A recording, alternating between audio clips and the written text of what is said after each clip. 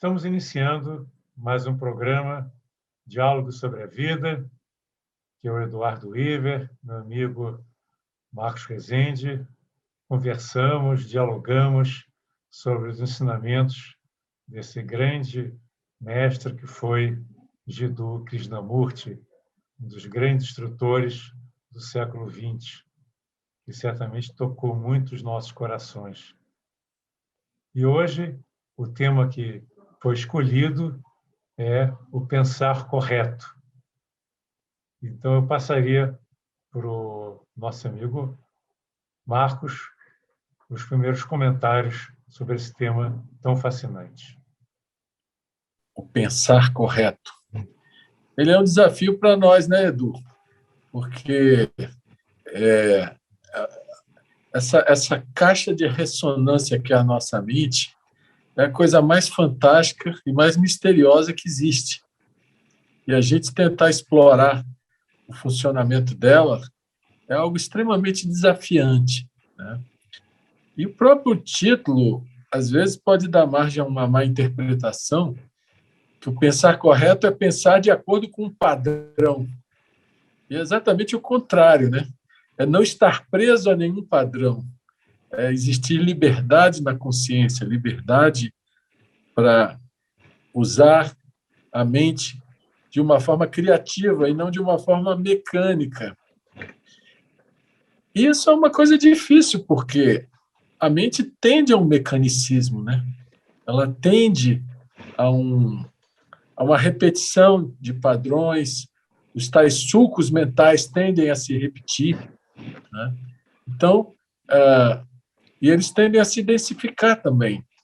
Então, as pessoas cada vez mais tentam se agarrar a crenças, a ideias, a opiniões, a visões de mundo, as suas verdades e tal. Tudo isso vai densificando a mente, vai tornando ela mais rígida, mais impenetrável, né? Impermeável, vamos dizer assim. Então, o que nós vamos refletir hoje é exatamente sobre o funcionamento da nossa mente. Nós não vamos teorizar, não vamos dar nenhuma receita, não vamos ensinar nada a ninguém, mas vamos falar como que a nossa mente opera e cada um precisa observar na sua própria mente se o que estiver sendo dito faz sentido ou não, né? Com essa breve introdução, eu devolvo aí para o Eduardo para depois poder continuar. Pois é, inclusive esse tema, o tema escolhido, embora pareça bem dentro, né, da nossa tradição religiosa, ele é um pouco capcioso, né? Que quando você fala em pensar correto, de certa maneira nós estamos entrando num julgamento, né? O que é correto, o que é incorreto. Então nós temos que ter um certo cuidado para nós não nos deixarmos levar pelos condicionamentos que nós temos, as ideias que nós temos sobre o que é correto e o que é verdadeiro, o que é falso, e procurar observar, não é? Essa talvez seja a grande sacada que o Krishnamurti nos traz, que é através da observação é que nós podemos nos aproximar do fato, da realidade, e não usando o julgamento, a comparação, e o cuidado que nós devemos ter também com a própria palavra. Quando nós falamos incorreto, né? Também essa palavra tem um peso, assim como amor tem um peso, assim como Deus tem um peso, as palavras têm um peso. De maneira que nós temos que sempre considerar, quando nós falamos qualquer palavra, se essa palavra não está trazendo à tona algum sentimento, algum condicionamento, alguma visão que é pronta, que às vezes impede o olhar da coisa como ela é.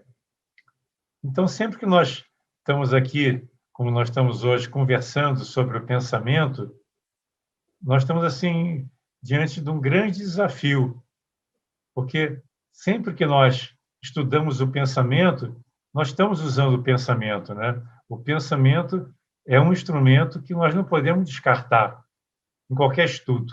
Ele é indissociável da nossa consciência, da nossa mente.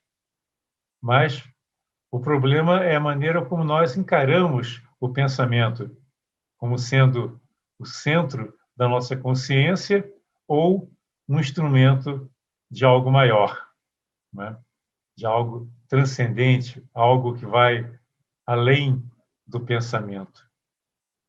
Então, né, Marcos, talvez esse seja um desafio grande, né? Nós identificarmos o que é uma ilusão, ou seja, algo criado pelo pensamento, que não está alicerçado na observação, não está alicerçado sobre uma percepção direta da realidade, e aquilo que é, de certa maneira, captado das tradições, das religiões, das crenças, das opiniões dos outros, do que está nos livros, do que um guru falou.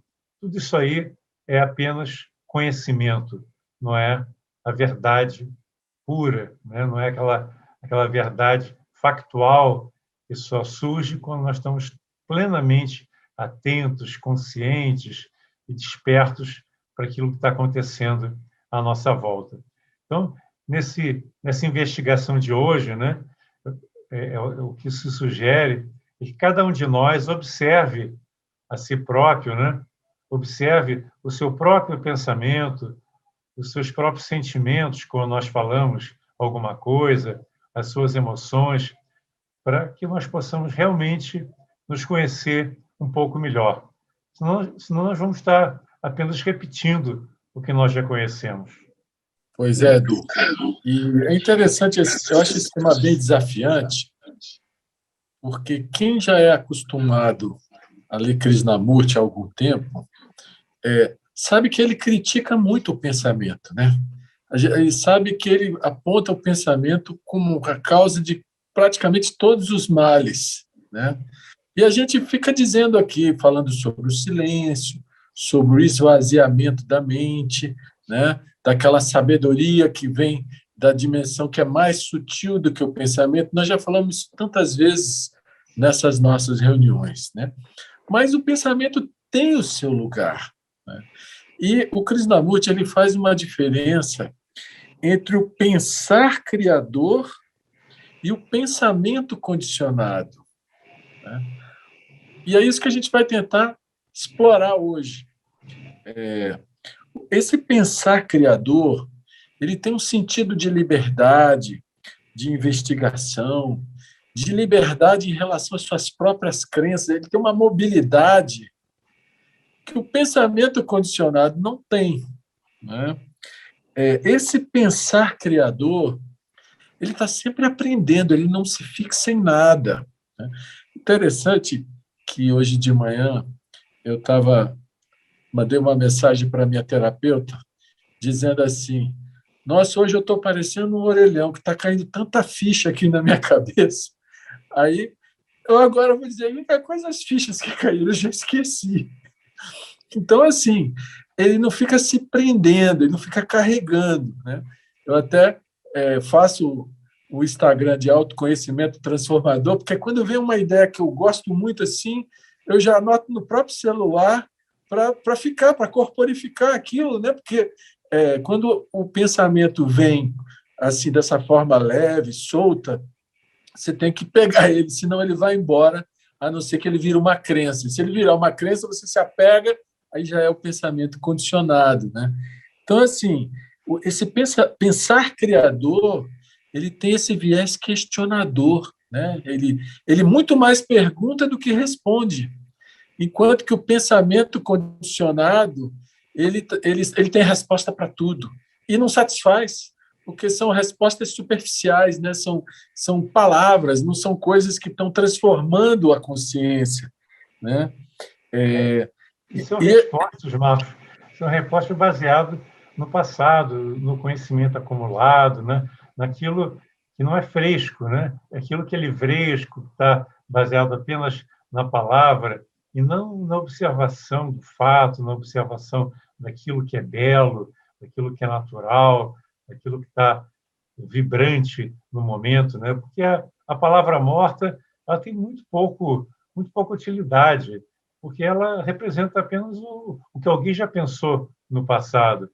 E o passado é o passado, né? Nós temos que observar a realidade como ela é no aqui e no agora e tentar aprender. E na medida que nós aprendemos, nós ensinamos também. Isso é uma coisa muito bonita, né? De você sentir que você é ao mesmo tempo o aprendiz e o instrutor. Krishnamurti coloca isso também. Então, Pois é. sim. Não, e o que que acontece? A mente tem o lado mecânico, o lado técnico, e ele tem o seu lugar, né? Mas o pensar criador é um negócio diferente. E quando você encontra aquela pessoa que sabe tudo, você não consegue nem conversar com ela, porque para tudo vem respostinha, aquelas coisas superficiais, e aquela pessoa não está em transformação. Enquanto que esse pensar criador, que tem essa capacidade de se esvaziar, que não fica carregando as verdades sob a forma de crenças, né? que ele é cético sem ser negacionista, ele não é deslumbrado, que já sai acreditando em tudo. Não, ele é cético, mas ele é cuidadoso, mas ele esmiuça, ele procura ir ao âmago das coisas. Né? Então, quando você aprende a usar a mente, a sua vida se torna um processo de transformação. Porque você está aprendendo com cada coisa que te incomoda, com cada sofrimento, com cada atitude mais rude da sua parte, com cada relacionamento. Você está em movimento de aprendizado. Já quem fica o tempo todo na mente mecânica fica numa coisa repetitiva. Por isso que o Krishnamurti ele relaciona esse pensar, ele chama de pensar correto, ou criador, ele relaciona com o autoconhecimento, que o autoconhecimento não é acumulativo. Né? Vou convidar ele aqui para a nossa história, lendo um pequeno trechinho, Edu, pode ser? Diz ele, para compreendermos a confusão e as misérias que nos atribulam e compreendermos assim o mundo, cumpre acharmos, em primeiro lugar, dentro de nós mesmos, a clareza que se origina do correto pensar. O correto pensar não é produto do simples cultivo do intelecto. Tampouco é submissão a padrões, por mais dignos e nobres que sejam. O correto pensar nasce com o autoconhecimento. Então, você vê que se interrelaciona esse estado de estar sempre aprendendo, que é o autoconhecimento, né? Se relaciona com esse pensar criador, que está sempre questionando, que está sempre tentando entender o significado intrínseco das coisas, das situações, das experiências. Né? Fala aí, você, Edu, depois eu volto com mais umas citaçõezinhas aqui do nosso amigo. É interessante, quando nós falamos em autoconhecimento, não é o conhecimento do eu, né? Que às vezes pode parecer autoconhecimento, é um conhecimento que vem do centro, vamos dizer assim, né? E, na verdade, esse autoconhecimento é algo que surge justamente quando esse centro deixa de estar presente, quando esse eu pessoal desaparece. Então, talvez nós possamos dizer, né, Marcos, que esse pensar criativo que você mencionou, ele surge quando o pensamento se torna um instrumento da nossa inteligência. O Krishnamurti se refere à inteligência como algo que pertence a uma dimensão maior do nosso ser. É como se a inteligência estivesse assim, uma oitava acima do pensamento. A inteligência ela é não dual. A inteligência ela surge do contato com as origens, né, mais profundas da nossa identidade como seres não fragmentados, não dualistas, como seres que somos parte do universo, parte da humanidade, parte desse mundo maravilhoso, como parte de Gaia, se nós quisermos colocar em termos ecológicos. Enquanto nós nos vemos como seres isolados, nós somos muito pequenos, muito impotentes, muito incapazes de criar qualquer transformação no mundo. Mas no momento que nós nos sentimos como parte desse universo maravilhoso, nós não somos uma ilha, mas nós somos, né, células de uma grande teia, né, interligada, dinâmica, energizada, conectada com tudo que ocorre no universo. Aí realmente pode surgir esse pensamento criativo, que é um pensamento não individualista, um pensamento não autocentrado, mas é o tipo de pensamento que opera em harmonia com algo que está além dele próprio. Ou seja, ele é um instrumento de uma vontade que transcende aquela pequenez de um centro condicionado. Porque o pensamento condicionado ele está fechado em si próprio, né? Ele apenas repete aquilo que já está na memória, aquilo que é o conhecimento. Enquanto que o pensamento criativo, por natureza, ele é criativo, ele não é repetição. Ele tem que vir de uma fonte de inspiração maior, da intuição, de, através da meditação, você chegar a um estado de consciência mais elevado, não dualista, e aí ele é utilizado por aquilo que vem de outras esferas, vamos dizer assim, né? Aquilo que é inteligente, que tem uma sabedoria em si próprio e que usa o pensamento para poder atuar no mundo, né? Então, nós nunca podemos descartar o pensamento, né? O pensamento é fundamental, porque ele é um instrumento, assim como nós temos o corpo, as emoções, temos o pensamento, que é o instrumento que a mente utiliza para planejar, para realizar as coisas. Mas quando esse pensamento ele é inteligente, ele é criativo, ele é capaz de realizar coisas fantásticas, né? Estamos chegando ao final do primeiro bloco do nosso programa Diálogos sobre a Vida e estejam conosco, daqui a pouco nós voltamos.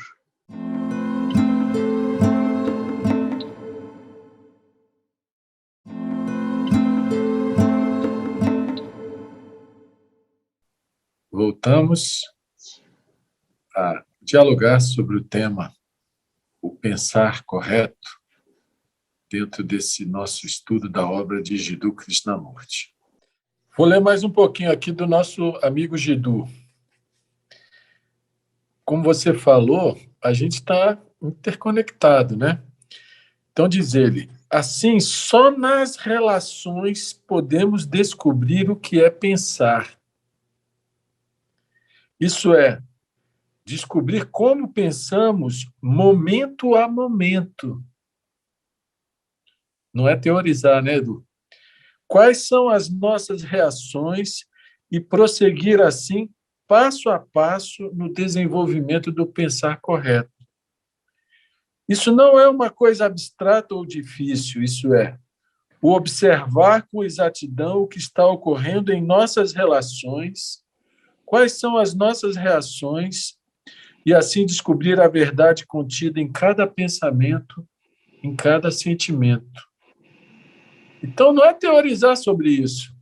É o trabalho que você faz de momento a momento, vendo as suas motivações, vendo as suas reações, né? Vendo as suas compulsões, né? Os seus travamentos.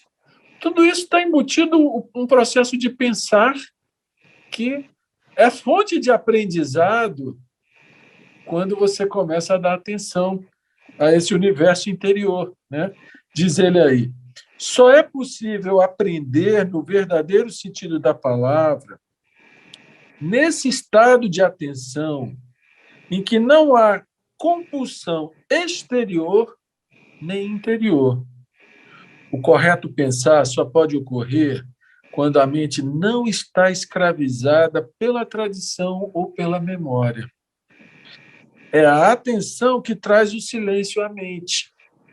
o que representa a abertura da porta para a criação.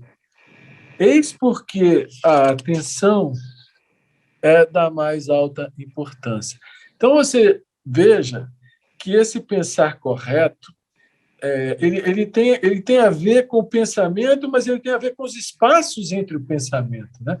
É interessante que, quando a gente fala da música, a música ela tem sons variados, intercalados com silêncios, frações de segundo de silêncios, né? Silêncio que dá o ritmo que cria a música. Né? Se não houver a fração de silêncio, não há como você perceber a música. Né? Então, assim, a mesma coisa o pensamento. Ele precisa ter um espaço de esvaziamento entre ele mesmo, para que ele possa ser oxigenado, para que ele possa ser iluminado. É aquela coisa das nuvens do céu, né? Cada pensamento é como uma nuvem. Você emite uma nuvem, emite outra, emite outra. Mas, além da nuvem, existe um espaço infinito. Né? Agora, se a gente encher de nuvem demais, ela vai virar aquele tempo feio, aquele tempo fechado, escuro, cinzento, e obstrui a luz do sol, que é a luz interna. Né? Então, a gente precisa perceber os próprios pensamentos, e o pensar correto ele está associado à percepção. Ele não é um padrão de pensamento.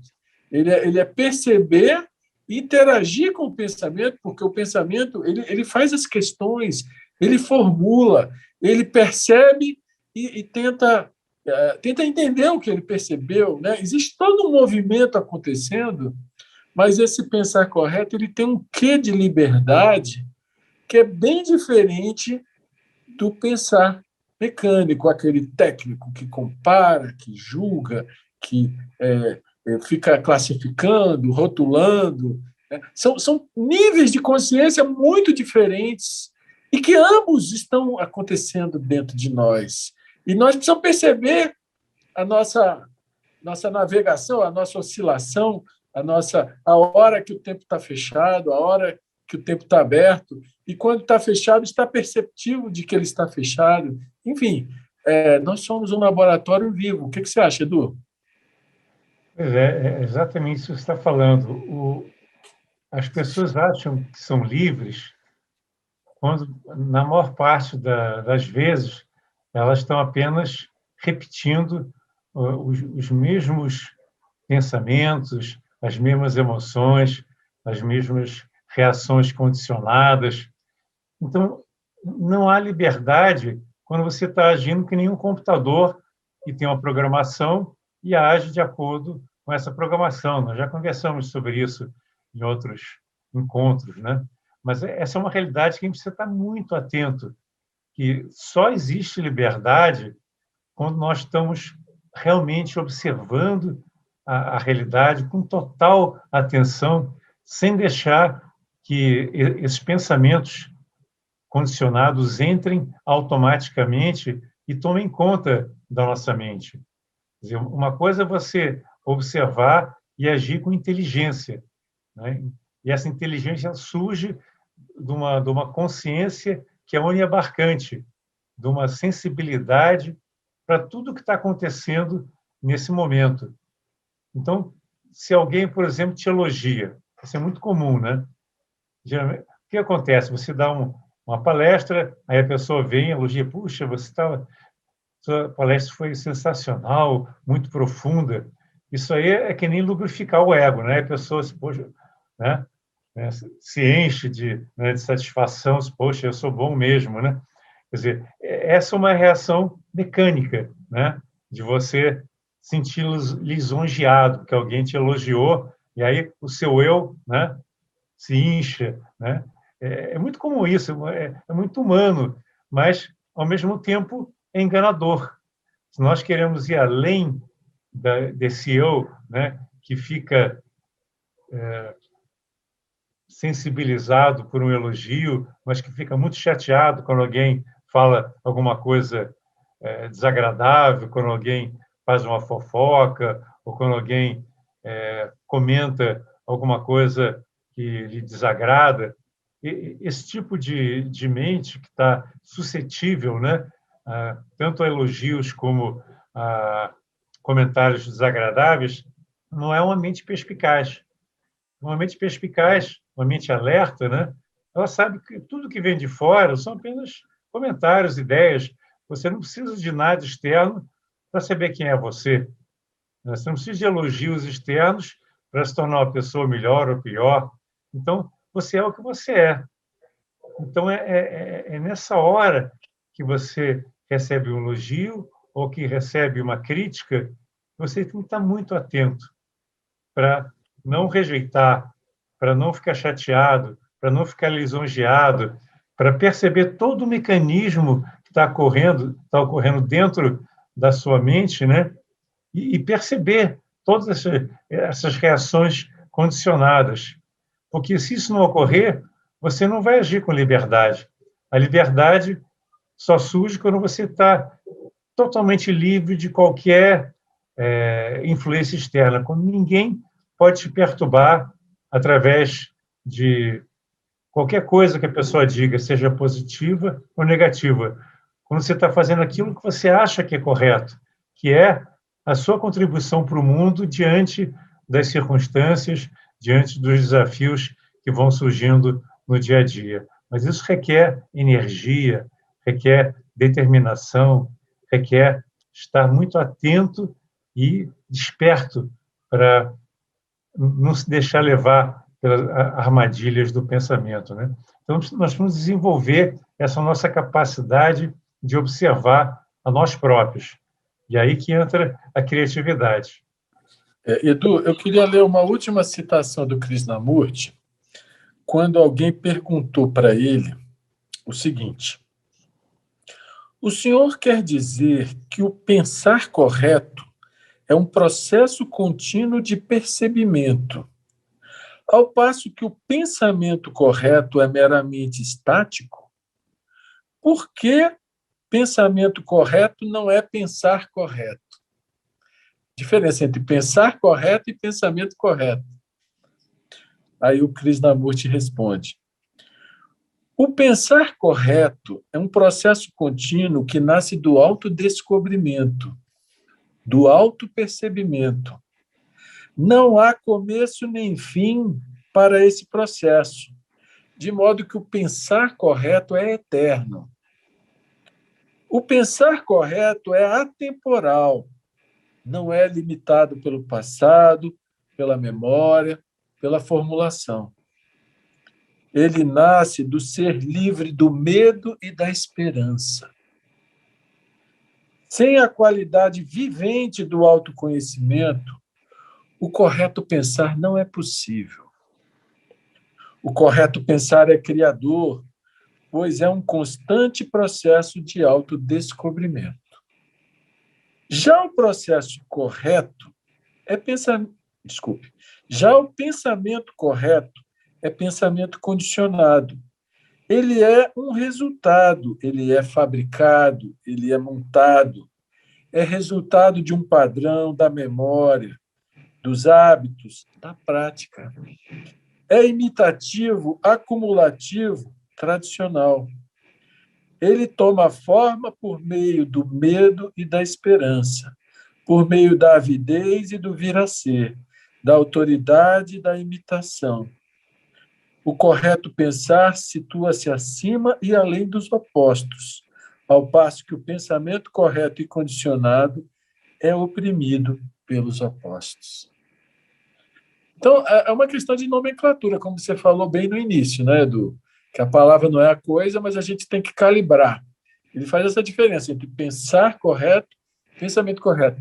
Vamos entender que o pensamento correto é um pensamento técnico, que ele tem o seu lugar na vida prática, né? Ali sim cabe autoridade, quem sabe, quem não sabe, né? Mas o pensar correto não aceita autoridade. Ele é livre, ele não se submete a nenhum tipo de imitação, nenhum tipo de repetição, ele é atemporal, né? Achei muito incrível essa resposta que ele deu a essa pergunta, ainda que possa parecer um jogo de palavras, mas não é. existe uma dimensão da nossa mente que é extremamente livre para aprender com cada situação que a vida apresenta, com cada incômodo, com cada desafio, cada dor, cada sofrimento, cada busca de prazer, cada necessidade de preenchimento. Existe um nível da mente que ele está filtrando tudo isso, peneirando tudo isso e, de alguma forma, eu diria, assimilando o que a vida está ensinando, né? E crescendo. Enquanto que tem um outro nível do pensamento, que é o tal do pensamento correto, que aí sim são para as coisas práticas. E aí cabe a comparação. Você vê, por exemplo, você comparar se vai botar uma roupa quente ou uma roupa fresca, num dia quente ou num dia fresco, é natural. Você comparar se uma casa é mais confortável do que outra na hora que você vai comprar, é natural, para tudo que é prático. Agora, quando você começa a comparar nas relações, aí você vai dizer assim, bom, de quem que eu gosto mais, da minha mãe ou do meu pai? Ah, minha mãe, ela tem essas coisas de boa para mim, o meu pai tem essa... Aí você entra num jogo do que eu ganho mais, que aí já usar a comparação nas relações é a coisa mais deplorável que possa acontecer, né? A mesma coisa é a questão de quando o pensamento está contaminado. Ele está contaminado pelo medo ou pelo desejo. Então, ele já vem distorcido. Né? Já reparou aquelas vezes que a mente está muito agitada, a mente está numa agitação? É porque tem algum medo pressionando ela, e se você não perceber esse medo, ele não vai se desmanchar. Né? Então, assim, você tem esse pensamento condicionado criando imagens. Fulano é muito bom, muito. Cicano não vale nada. Então, aí você se relaciona através das imagens. É um pensamento alimentador de imagem. Você não se relaciona com a pessoa como ela está ali na sua frente. Você se relaciona com a imagem antiga que você tem dela. Então, esse pensamento condicionado. Tudo isso corrompe a vida, corrompe a qualidade da vida, degrada a beleza da vida. Né? Então, é muito importante a gente entender, na nossa própria consciência, um tipo de pensar com um outro pensamento que é a reação da memória, a reação do passado, a reação das experiências, para que a gente possa navegar nesse mar, né? nessa dimensão fantástica que é a nossa própria mente. Você vê, Marcos, que muitas vezes as pessoas estão insatisfeitas com a vida porque eles não aceitam a vida como ela é. Elas fazem uma ideia, né, do que como elas gostariam que a vida fosse, né? Imagina, poxa, eu gostaria tanto de ter uma conta bancária mais poupuda, eu gostaria tanto de ter filhos inteligentes e não filhos que deem problemas, eu gostaria de ter uma casa mais bonita com o meu vizinho.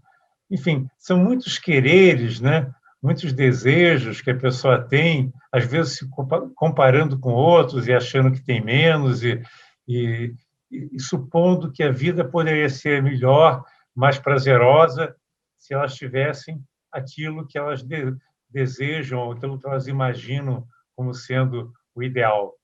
Então, a vida passa a ser uma tentativa de buscar continuamente uma coisa que não é o que está acontecendo.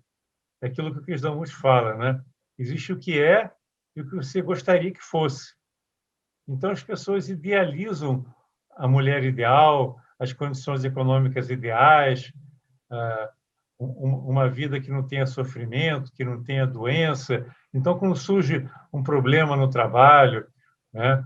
Quando surge uma demissão, quando surge uma perda, qualquer que seja, quando surge uma doença, as pessoas não aceitam, porque elas têm uma ideia fixa que a vida deveria ser de uma determinada maneira, baseado nas suas projeções, nos seus desejos, né? E nos seus condicionamentos, basicamente, né? Então, a sabedoria, não só de acordo com Krishnamurti, mas de acordo com muitos sábios, né? é você olhar para a vida e não querer que ela seja diferente do que ela é. Aceitar a vida como ela é. E a vida possui momentos de sofrimento, momentos de dificuldades, momentos de perdas. Né? Quem que nunca teve uma perda, né? De um parente, uma perda financeira, uma perda de qualquer natureza. E o mais importante é nós entendermos que tudo que está acontecendo, tudo que chega até nós, é uma forma de nós conhecermos melhor a nós próprios. Quer dizer, em qualquer situação, nós podemos nos observar, observar as nossas reações, observar as nossas emoções, os nossos pensamentos, e há sempre um aprendizado. Se você fica doente, né? Como é que você está sentindo? Né? O que mudou dentro de você? Né? O que está acontecendo na sua consciência naquele momento? Quais são as frustrações que surgem pelo fato de você ficar preso numa cama, por exemplo? Não é? Então, são os pequenos detalhes que vão surgindo e se você fica insatisfeito, você percebe. Você não fica brigando com a insatisfação. Você apenas toma conhecimento. Você fica cônscio do que está acontecendo, até dos seus sentimentos negativos. E aí você está aprendendo, você está percebendo que isso não leva a nada. Você não pode brigar com a vida, você não pode brigar com a doença, você não pode brigar com os infortúnios que são inevitáveis, mas você pode aprender. Isso que é interessante, né? O pensar com sabedoria é aquele que observa e utiliza a sua inteligência para poder extrair daquilo que está acontecendo um aprendizado. E, através desse aprendizado, você pode dar o próximo passo. Né? Que a vida é um grande livro aberto. Né? Se nós estivermos realmente atentos e perceptivos e sempre dispostos a aprender em todas as situações, isso é maravilhoso. Né? Isso é um estado de uma pessoa criativa, né? Que não esmorece diante das dificuldades, né? Que não fica brigando consigo mesmo, brigando com os outros, que olha, aceita, não como masoquista, uma situação difícil, né? Mas como alguém que é um aprendiz, é um eterno aprendiz da vida e que está disposta a perguntar o que a vida está querendo me mostrar com o que está acontecendo comigo hoje, né? Em vez de ficar desejando, seria tão bom que fosse diferente, né? Isso é inútil, né? A sabedoria é você dizer, aconteceu, simplesmente a vida é assim. A nuvem que está passando, passou. Depois, uma outra hora, eu só volto, mas no momento está nublado, está chovendo, não importa. É a realidade daquele momento. Vamos lidar com essa realidade, com sabedoria e aprender o que tem que ser aprendido para poder continuar caminhando e levar uma vida livre e feliz. Nós falamos em pensar correto e pensamento correto. Né? O pensar correto é essa livre investigação do próprio pensar e do próprio pensamento. Né? E você chegou a mencionar que a gente, muitas vezes, deixa entrar uma série de pensamentos condicionados. Como que a gente vai lidar com eles? Existe um truque aí. Porque se você quiser reagir a eles, quem está reagindo é o pensamento condicionado. Então, se você quiser lutar para afastar o pensamento A, B ou C, você vai ficar numa guerrinha que vai gerar um conflito interno. Né? Ao passo que, se você estiver atento, observando o pensamento, e nem naquela meditação que eles são nuvens que vêm e vão, se você estiver consciente do pensamento, você já está num nível diferente, que é, como você falou, o nível não dual. Né? Porque o pensamento em si é dual. Ele é a própria desatenção, porque ele é mecânico, ele é a reação da memória. Ele vai de um assunto para o outro, do outro para o outro, do outro para o outro, ele vai sozinho, mecanicamente. Agora, Quando há um mínimo de atenção, que é a observação do próprio movimento do pensamento, aí já há uma coisa diferente do mecanicismo que é o pensamento, né? Por isso que é muito importante a gente entender o que é atenção e o que é pensamento. Porque a atenção é estar consciente do pensamento, é você perceber que tem energias carregadas andando ali na sua subjetividade e ver que tem sempre alguma pressão de medo, alguma coisa do ego, alguma coisa que está ali densificando, né? E a transformação só vem, que não é uma transformação definitiva, outras nuvens podem vir depois, né? Mas ela só vem se você estiver no processo de atenção ao que está acontecendo subjetiva e objetivamente, porque uma coisa não exclui a outra, né? E a nossa mente ela é tão capciosa, ela é tão cheia de truques, ela é tão cheia de justificativas, de explicações, de tudo, que a tal da verdade, que é a coisa que transforma, ela demanda esse olhar para todas essas sutilezas capciosas que tem na mente, que tem no pensamento, né? Então, assim, é você acender uma luz na escuridão. É um lugar, esse espaço interno, é um lugar turbulento, é um lugar de agitação, é um lugar de energias suaves e densas entrando e saindo. E se você conseguir olhar para o que está acontecendo nesse espaço interno, é como você está acendendo a luz que vai integrar e harmonizar a consciência. Então, tudo isso aí é um grande aprendizado, tudo isso aí é autoconhecimento. E nós não podemos perder a oportunidade de estar atentos e observar o que está acontecendo na nossa mente, no nosso cérebro. Isso é algo fundamental se nós estamos querendo caminhar para uma vida mais plena, uma vida mais feliz e também uma vida mais amorosa. Porque se você não deixa o pensamento sem controle, como é que você pode amar alguém? Você vai estar apenas repetindo aquilo que você já sabe ou que outros te impuseram, né?